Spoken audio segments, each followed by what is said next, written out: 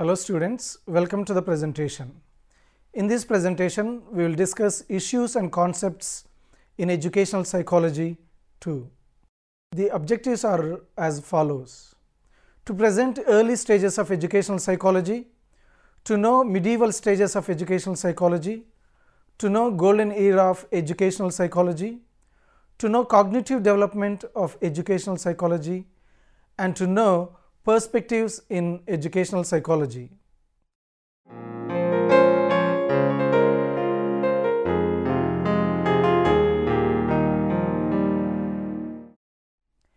Educational psychology is a fairly new and growing field of study. Though it can date back as early as the days of Plato and Aristotle, it was not identified as a specific practice. It was unknown that everyday teaching and learning in which individuals had to think about individual differences, assessment, development, the nature of a subject being taught, problem solving, and the transfer of learning was the beginning to the field of educational psychology. These topics are important to education, and as a result, it is important to understand the human cognition, learning, and social perception. Now let's look at the era of Plato and Aristotle. Educational psychology dates back to the time of Plato and Aristotle. Plato and Aristotle researched individual differences in the field of education, training of the body, and the cultivation of psychomotor skills, the formation of good character, the possibilities and limits of moral education. Some other educational topics they spoke about were the effects of music, poetry, and the other arts on the development of individual, role of teacher, and the relations between teacher and student. Plato saw knowledge as an innate ability which evolves through experience and understanding of the world. Such a statement has evolved into continuing argument of nature versus nurture in understanding, conditioning, and learning today. Aristotle observed the phenomenon of association. His 4 laws of association included succession, contiguity, similarity, and contrast. His studies examined recall and facilitated learning processes. Let's discuss the medieval age of educational psychology. The era of John Herbert. John Herbert, 1776 to 1841, is considered the father of educational psychology. He believed that learning was influenced by interest in the subject and the teacher. He thought that teachers should consider the students' existing mental sets, what they already know, when presenting new information or material. Herbert came up with what are now known as the formal steps. The 5 steps that teachers should use are the following: review material that has already been learned by the student, prepare the student for new material by giving them an overview of what they are learning next, present the new material, relate the new material to the old material that has already been learned, show how the student can apply the new material, and show the material they will learn next.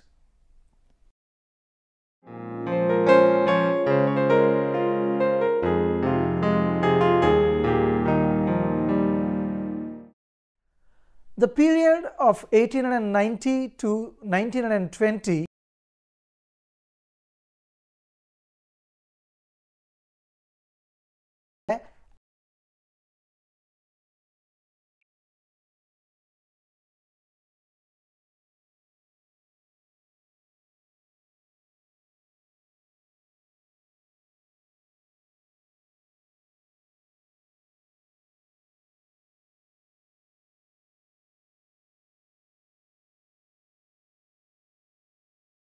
expansion of elementary schools and secondary schools.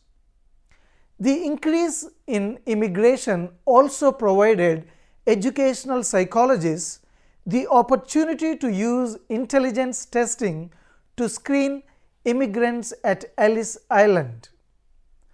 Darwinism influenced the beliefs of the prominent educational psychologists. Even in the earliest years of the discipline, educational psychologists recognized the limitations of this new approach. In this case, the pioneering American psychologist William James commented in the following way: "Psychology is a science and teaching is an art, and science never generates arts directly out of themselves. An intermediate inventive mind must make that application by using its originality." James is the father of psychology in America, but he also made contributions to educational psychology. In his famous series of lectures, which are known as Talks to Teachers on Psychology, published in the year 1899 and now regarded as the first educational psychology textbook, James defined education as the organization of acquired habits of conduct and tendencies to behavior. He states that teachers should train the pupil to behavior so that he fits into the social and physical world. Teachers should also realize the importance of habit and instinct. They should present information that is clear and interesting and relate this new information and material to the things the student already knows about. He also addresses important issues such as attention, memory, and association of ideas. Now let's look at the era of John Dewey. John Dewey, 1859 to 1952, had a major influence on the development of progressive education in the United States. He believed that the classroom should prepare children to be good citizens and facilitate creative intelligence. He pushed for the creation of practical classes that could be applied outside of a school setting. He also thought that education should be student-oriented, not subject-oriented. For Dewey, education was a social experience that helped bring together generations of people. He stated that students learn by doing. He also believed in an active mind that was able to be educated through observation, problem solving, and inquiry. In his book How We Think, published in the year 1910, he emphasizes that material should be provided in a way that is stimulating and interesting to the student, since it encourages original thought and problem solving. He also stated that material should be relative to the student's own experience.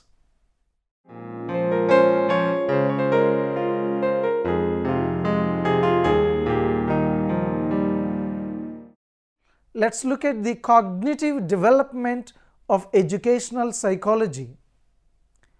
Now let's look at the era of Jean Piaget. Jean Piaget, 1896 to 1980, developed the theory of cognitive development. The theory stated that intelligence developed in 4 different stages. The stages are the sensorimotor stage from birth to 2 years old. Number 2, the preoperational stage from 2 years old to 7 years old. The third one, the concrete operational stage from 7 years old to 10 years old. And the fourth one, formal operational stage from 11 years old and up. He also believed that learning was constrained to the child's cognitive development. Most of the research on Piagetian theory was carried out by American educational psychologists. Now let's look at the educational psychology from 1920 to the present day. The number of people receiving a high school and college education increased dramatically from 1920 to 1960 because very few jobs were available to the teens coming out of 8th grade. There was an increase in high school attendance in the 1930s. The progressive movement in the United States took off at this time and led to the idea of progressive education. John Flanagan, an educational psychologist, developed tests for combat trainees and instructions in combat training. In 1954, the work of Kenneth Clark and his wife on the effects of segregation on black and white children was influential in the Supreme Court case Brown 5 Board of Education.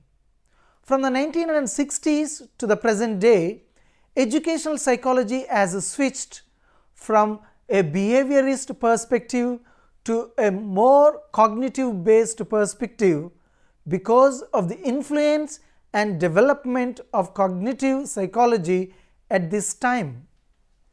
Now let's look at the era of Jerome Bruner. Jerome Bruner is notable for integrating Piaget's cognitive approaches into educational psychology. He advocated for discovery learning, where teachers create a problem-solving environment that allows the student to question, explore, and experiment. In his book, The Process of Education, Bruner stated that the structure of the material and the cognitive abilities of the person are important in learning.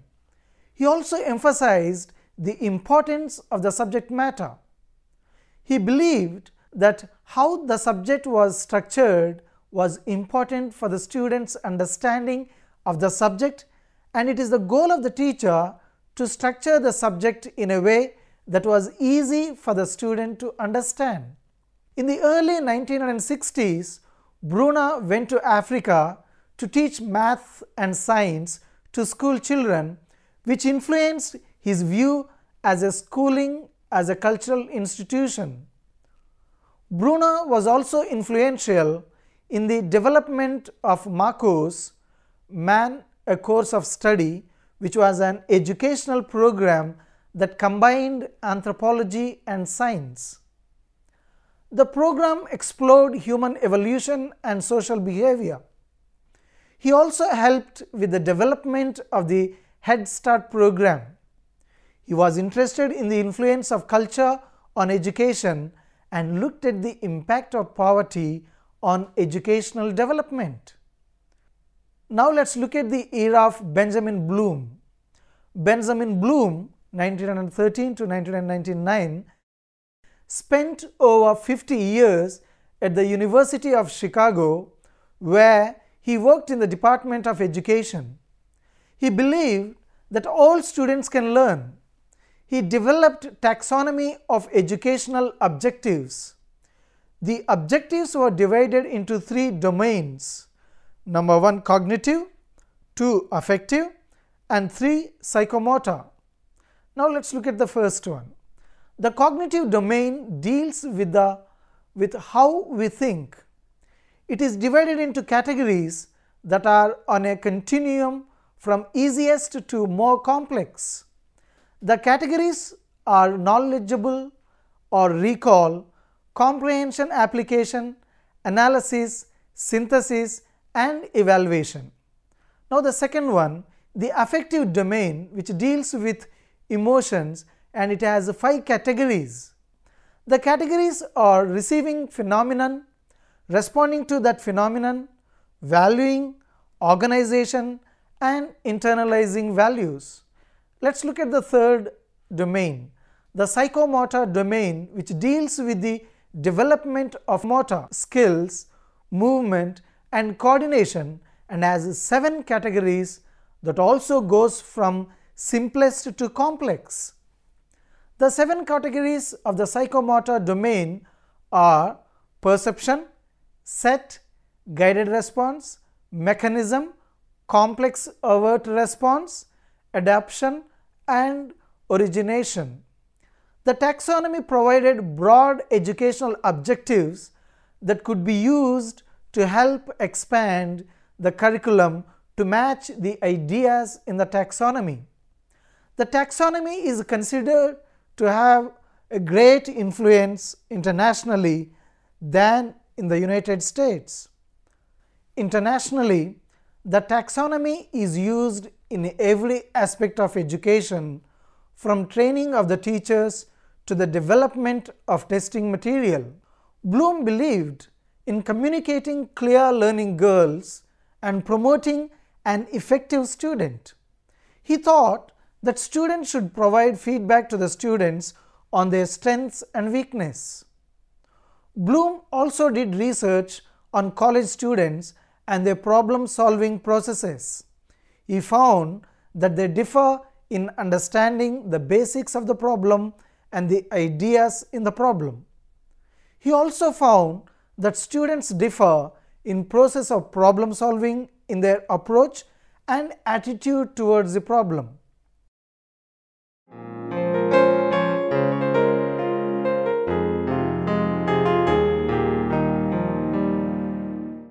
In this module, let us discuss the perspectives in educational psychology. Number 1.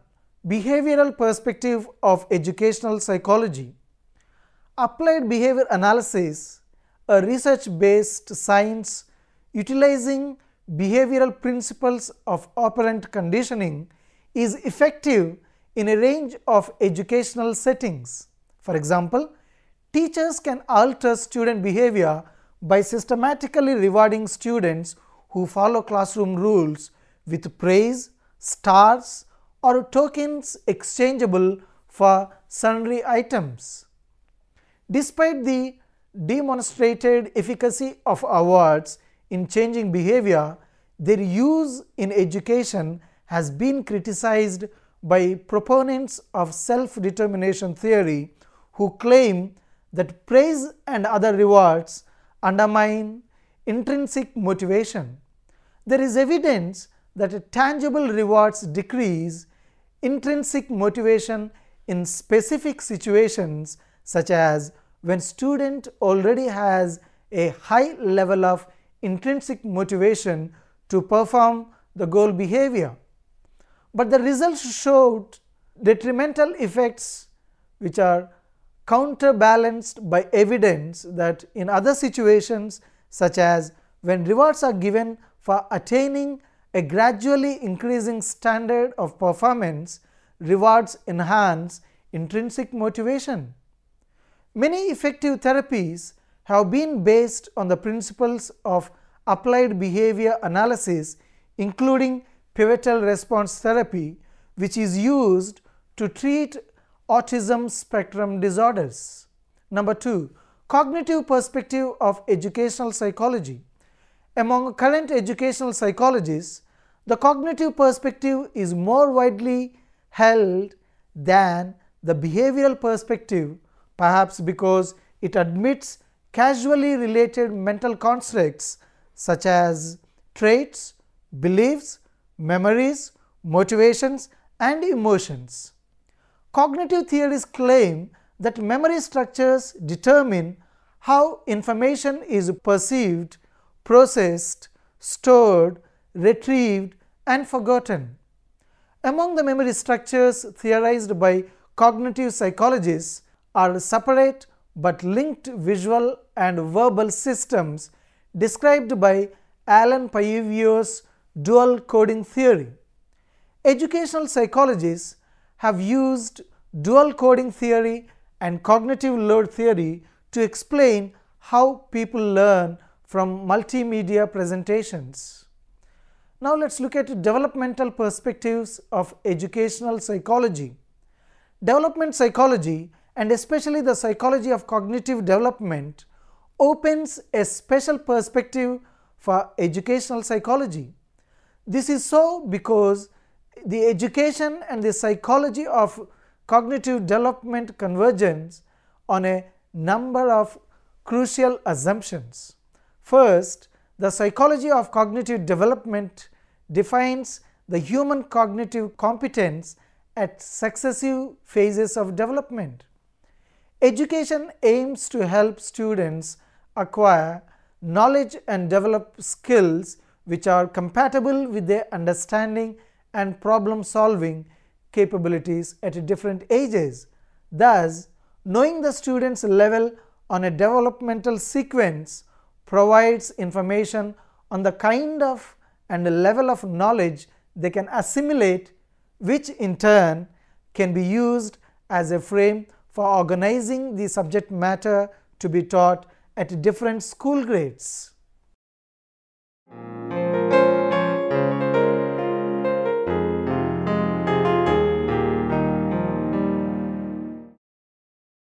Four, Constructivist Perspective of Educational Psychology. Constructivism is a category of learning theory in which emphasis is placed on the agency and prior knowing and experience of the learner, and often on the social and cultural determinants of the learning process. Educational psychologists distinguish individual constructivism identified with Piaget's theory of cognitive development from social constructivism. Number 5. Conditioning and learning perspective of educational psychology. To understand the characteristics of learners in childhood, adolescence, adulthood, and old age, educational psychology develops and applies theories of human development. Often represented as stages through which people pass as they mature, development theories describe changes in mental abilities, social roles, moral reasoning, and beliefs about the nature of knowledge. For example, educational psychologists have conducted research on the instructional applicability of John Piaget's theory of development, according to which children mature through 4 stages of cognitive capability. Motivation perspective of educational psychology. The importance of motivation in educational psychology. Motivation is an integral state that activates, guides, and sustains one's behavior. Motivation can have several impacting effects on how students learn and how they behave towards subject matter. So we need to provide direction towards goals, enhance cognitive processing abilities and performance, direct behavior toward particular goals, lead to increased effort and energy, and increase initiation of and persistence in activities. Educational psychology research on motivation is concerned with the volition or will that students bring to a task, their level of interest and intrinsic motivation, the personally held goals that guide their behavior, and their belief about the causes of their success or failure. As intrinsic motivation deals with the activities that act as their own rewards, extrinsic motivation deals with the motivations that are brought on by consequences or punishments. A form of attribution theory developed by Bernard Wiener describes how students' beliefs about the causes of academic success or failure affect their emotions and motivations. For example, when students attribute failure to lack of ability and ability is perceived as uncontrollable, they experience the emotions of shame and embarrassment and consequently decrease effort and show poorer performance. In contrast, when students attribute failure to lack of effort and the effort is perceived as controllable, they experience the emotion of guilt and consequently increase effort and show improved performance in their learning.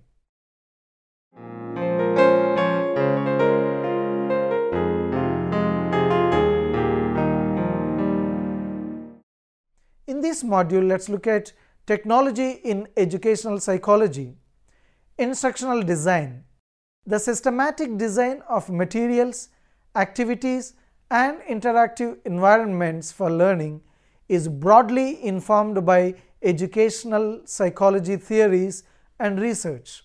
For example, in defining learning goals or objectives, instructional designers often use a taxonomy of educational objectives created by Benjamin Bloom and his colleagues.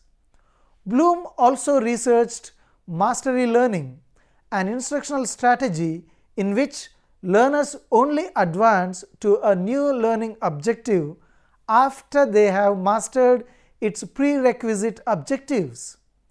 Bloom discovered that a combination of mastery learning with one-to-one tutoring is highly effective, producing learning outcomes far exceeding those normally achieved in classroom instruction. The following list of technological resources incorporate computer-aided instruction and intelligence for educational psychologists and their students: intelligent tutoring system, cognitive tutor, cooperative learning, collaborative learning, problem-based learning, computer-supported collaborative learning, and finally constructive alignment. Technology is an essential to the field of educational psychology, not only for the psychologists themselves as far as testing, organization and resources, but also for students. Educational psychologists who reside in the school setting focus on the majority of their time with special education students. It has been found that students with disabilities learning through technology such as iPad applications and videos are more engaged and motivated to learn in the classroom setting. Learning technology also allows students with social emotional disabilities to participate in distance learning. Now let's try to revise the points that we have discussed so far. We have looked at the early stages of educational psychology. We have also looked at the medieval stages of educational psychology, the golden era of educational psychology, and some of the cognitive developments of educational psychology, and finally we looked at some of the perspectives that are required in educational psychology. Hope students, you all have understood all these different aspects of educational psychology, and hope you have enjoyed this session on the aspects of educational psychology, and hope to see you in the next presentation.